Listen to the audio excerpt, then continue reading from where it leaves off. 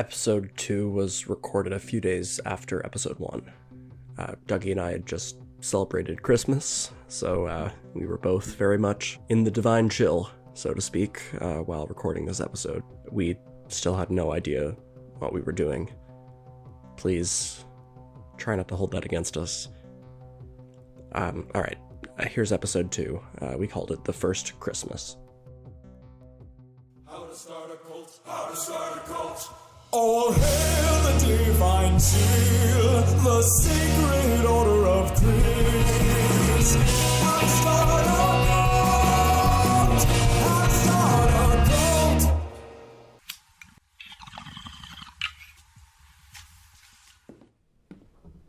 Yo, Dougie, what's up? I just started recording. Where were you, dude? I was still celebrating Christmas, bro. I'm genuinely still high. I felt it, dude. Felt what? The divine chill. Oh. I'm not kidding, man. I was sitting there on my floor, soft shell taco in my hand, and suddenly I felt this wave of peace wash over me. It was fucking like transcendental. Did you see how many people have been listening to episode 1? Yeah, no, I saw it. It's a lot. Thank you, everyone. Let's just do the podcast. We're basically already doing it. What up, people? May Chris be with you. High Priest Dougie here. A self-appointed title. That was not a self-appointed title. There was like a poll on Discord on who should be the high priest, and it was me versus some guy named like Mark Noob 69, and I won. Oh, yeah, in case you don't know, we do have a Discord now. Dougie and I didn't make it. It was one of you guys. But, yeah, I don't know, join it if you like. We put the link in the episode description. Okay, so today's episode, we're going to talk... If you're the mod, can you promote me? Can you promote my role so that I can make and manage channels, please? Thank you. Yeah, do that. Anyway, today we're talking about Charles effin' Manson. Why are you censoring it? You curse in real life all the time. I don't know. I'm trying to be more Yeah, all right. So we're talking about Manson today. Because, look, guys, if you're going to start a cult, you need to know how to do it. Or how not to do it. Because, Manson, look, he's like the cautionary tale of all cautionary tales, right? Yeah, bro really thought the Beatles were singing about a race war. Bro was deep in the algorithm. Yeah, and he did a bunch of really fucked up shit. Yeah, he killed people for real. Anyway, I'm gonna do my thing with Manson, but just so you guys know, coming up later this episode, we're gonna be playing some fan voicemails, answering some of your questions, and then we're gonna get you all to send in your suggestions for the official 10 commandments of the Sacred Order of Chris. Because if we're gonna make a fake cult, we need arbitrary rules, right, Dougie? Yeah, it's like when my mom said that I needed more structure. I think that was more about you sleeping through class. Maybe. Let's go for it. Pack your bowls. Let's dive in. All right. Picture this. It's 1967. The summer of love is winding down. The Vietnam War is on TV every night. Half the country is dropping acid, and the other half is freaking out about how half the country is dropping acid. Into this mess strolls Charles Manson. He's like every guy with a guitar and a dream who never quite made it, but he's also got a criminal record. So Manson spent half of his life up to this point in different juvenile halls and prisons, and when he finally gets out, he heads to San Francisco. Again, because California is culty as hell. And San Fran in particular is ground zero for runaways looking for meaning in their lives. So while in San Fran, Charlie starts studying Scientology, of course, and he kind of starts styling himself like this guru.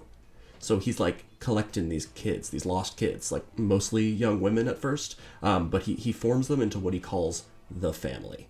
Because cults are always a fucking family. So creepy, dude.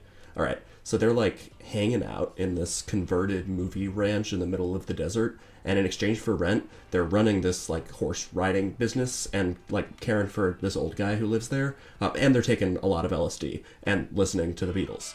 So yeah, Charlie's he's walking around kind of calling himself this garbage can for society's rejects, this Jesus figure, and his followers are eating it up. Wait, actually, I have another quote from this time. One of the followers, Susie Atkins, one of the followers, said that at this time they were like wood nymphs and wood creatures running through the woods with flowers in our hair. So, I don't know. To me, that sounds like it's decently innocent, commune vibes, but that's just at first, because of course Charlie was he was taking way less LSD than all the followers, because he was trying to control them. He was trying to turn them into these empty vessels that he could just program however he wants. He was good at it. I mean, Manson was an incredibly engaging speaker. I was, like, reading the court transcripts, and I don't know, dude, I was starting to really buy what he was selling. Like, the dude had a way with words. Let me, actually, I'm going to read some of this out loud. This is Manson on the stand. I'm going to try to do a southern accent, so, yeah, fair warning on that. I never went to school, so I never growed up to read and write too good. And I've stayed in jail, and I've stayed stupid. But you eat meat, and you kill things that you know are better than you are. You made your children what they are. These children, they come at you with knives. They are your children. You taught them. I didn't teach them. I just tried to help them stand up. You know, most of the people at the ranch that you call the family, they're just people you did not want. I don't know. Maybe I'm just speaking for myself, but I think he's charming. Like it's creepy, but he's also poetic and deeply manipulative. He's like using language like a weapon, you know, telling his followers that society's rules are fake. He's this mirror reflecting this deeper truth. Cult Leader 101, give people who feel lost a home, and then you can reframe their reality. So Manson starts preaching that something called Helter Skelter is coming. It's like some kind of giant race war that Manson claims is going to destroy white America, but somehow eventually allow the family to take over. So he takes this Beatles song of the same name, Helter Skelter, and he's claiming that the song, the lyrics, are a prophecy. And he's imbuing the song with like a ton of super racist rhetoric, which, again, I want to say I, Chris, am super against. But yeah, Charlie's telling his followers that they have to accelerate this process. You know, they have to make Helter Skelter happen, and the way to do that is to kill these high-profile people. So it's August 1969, and Charlie gets his followers to murder actress Sharon Tate and 6 others over 2 nights. Charlie himself doesn't commit these murders, that's important, but he does direct them, right? And it turns out, once you start murdering, your chances of keeping your cult out of legal trouble tend to plummet. So Manson gets convicted. He goes to prison, and he spends the rest of his life insisting he never ordered anyone to kill. They just did that. The public sees him as the devil. His followers still call him a saint. You know, actually, I'm going to read one more thing that Manson said here. And yeah, I guess another southern accent warning, if that triggers you. You say you're going to put me in the penitentiary? That means nothing to me. I have killed no one, and I have ordered no one to be killed. I may have only implied I may have been Jesus Christ, but I haven't decided what I am. Sorry if that kind of morphed into Daniel Craig and Knives Out, but Chris, if you had to choose like a Beatles song for the Sacred Order, which one would you pick? I'm So Tired. I'm sorry. No, that's the song. That's the name of a Beatles song. Oh, deep cut, Chris. I would go with like, help! Exclamation point, because it kind of implies what we do. Yeah, no, that's a good one. We do help people. Actually, that reminds me, I want to add something to the Manson stuff. So before Manson was a cult leader, he actually tried to be a musician. He hung around Dennis Wilson from the Beach Boys. Wilson's house was actually where he and the cult stayed before the movie Ranch era.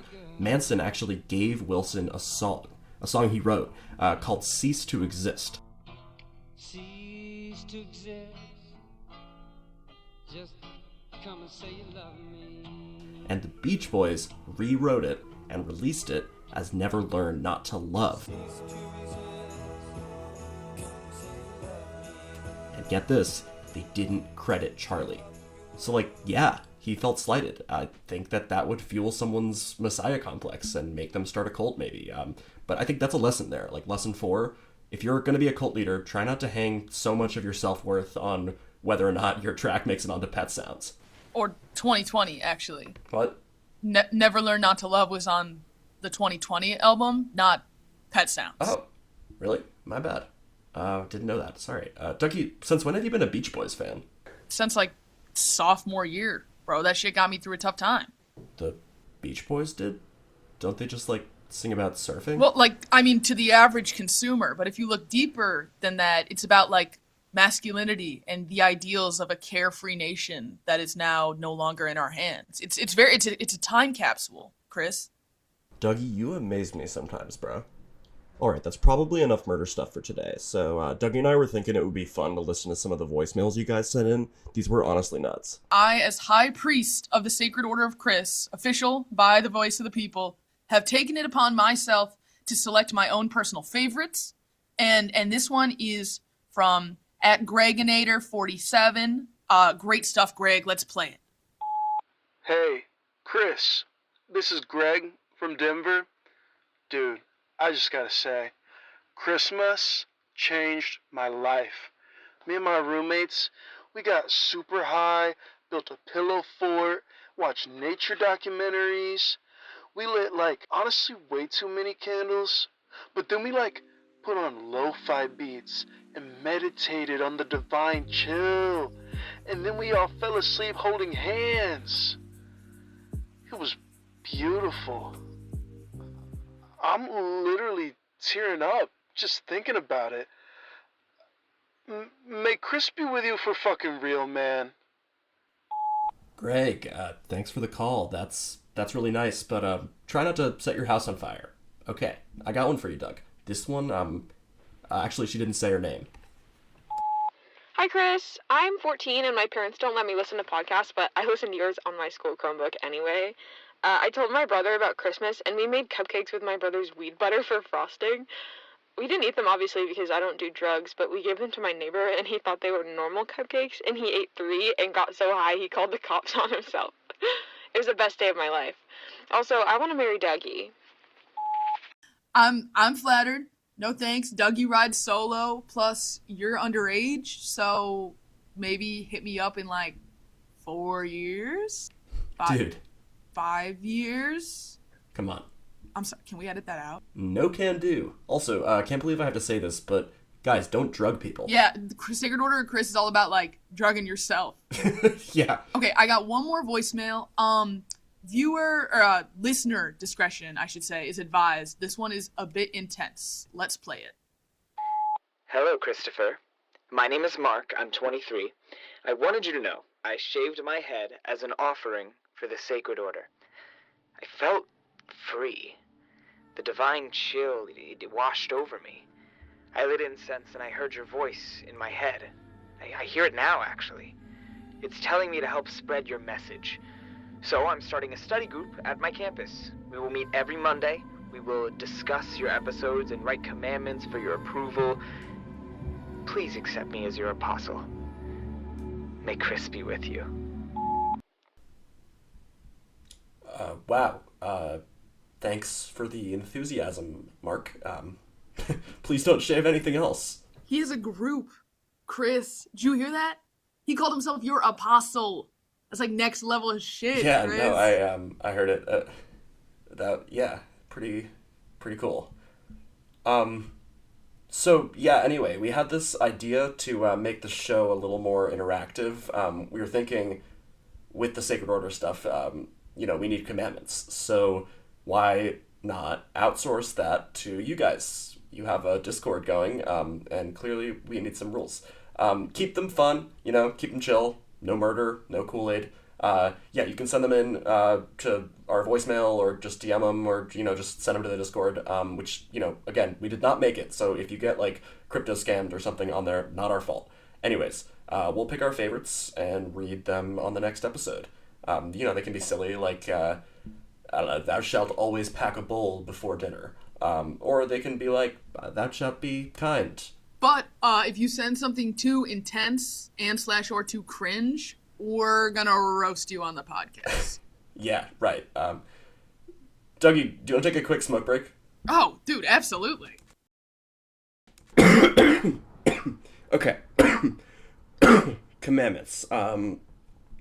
Right, so, okay, first, first the reason why you're all listening, keen social analysis from your boy. Chris, I didn't do any keen social. I didn't prepare any keen social. No. I meant I'm the listener's boy, so I'm gonna The analyze. listeners, oh Yeah. shit, Chris, analyze, keenly analyze. The thing about Manson that's wild to me is, like, okay, yeah, he was, like, a good speaker. Like, he was interesting to listen to, but also he wasn't saying anything that crazy. Like, nothing super brilliant or anything. It was just a bunch of vague shit that he said confidently, and people filled in the blanks. Like, you know, he'd say something random about the Beatles, and people would be like, oh, yeah, he's a prophet, because that is, you know, obviously what the lyrics mean. I don't know. I guess, like, you think that kind of stuff wouldn't happen now because, you know, we have the internet, we can Google things, like, we wouldn't get swept up in this, but people do. Like, we still get swept up in celebrity culture and like, these fandoms, they worship their idols, you know? Like, I don't know, like, a fan base can absolutely crucify a person just because they don't like their favorite artist's latest album, you know? Like when Taylor Swift released... Shh, dude, keep it general. We don't want to anger anyone. Seriously.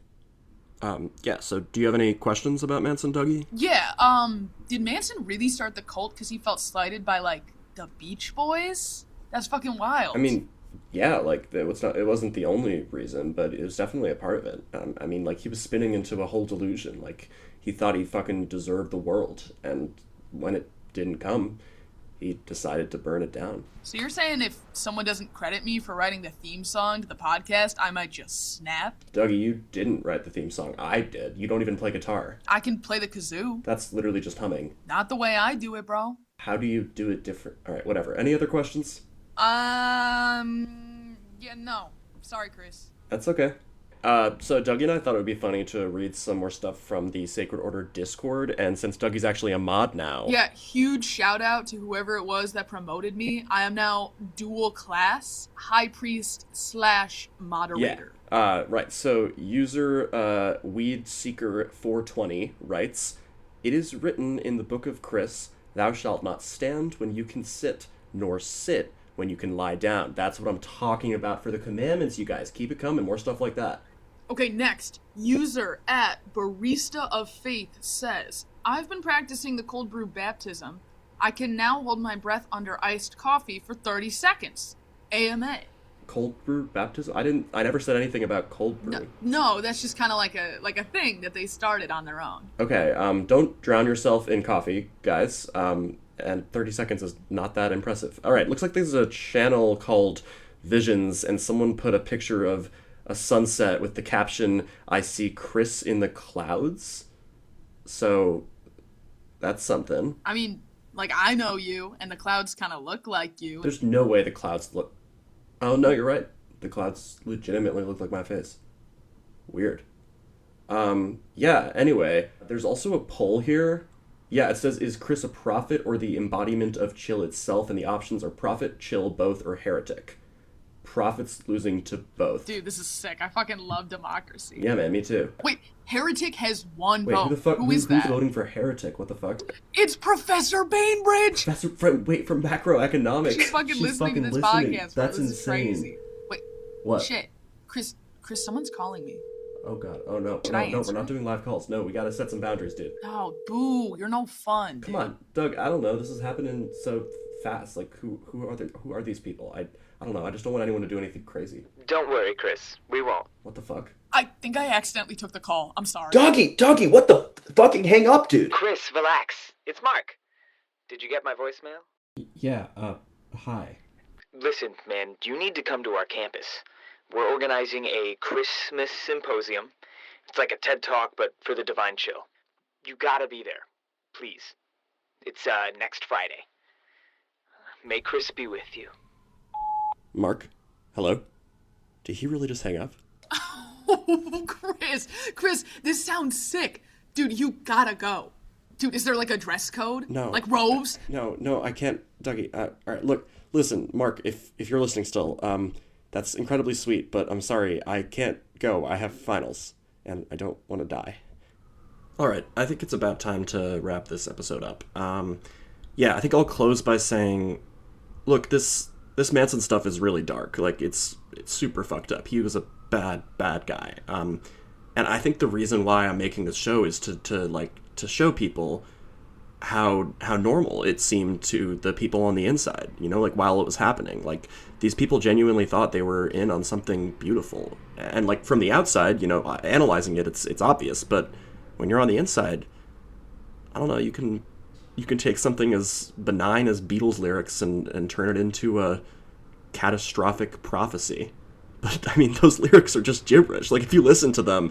You'll realize that they pale in comparison to the masterful wordsmithery of Brian Wilson and the Beach Boys. Yep, that's right, man. All right, I think it's rating time. All right, no, actually, I kind of feel like I'm going to say majorly fucked up to all of these, because everything is kind of majorly fucked up. There's, I don't know, it's kind of like a false binary in the rating system. Okay, on my end, I'm giving this one pretty fucked up, because I'm retroactively changing my Jonestown rating to pretty fucked up as well, because I'm leaving room for them to get worse, see? How can they get worse than murder and mass suicide? You never know. Yeah, I guess so. All right, thanks for listening, guys. And may Chris be with you. And also with you.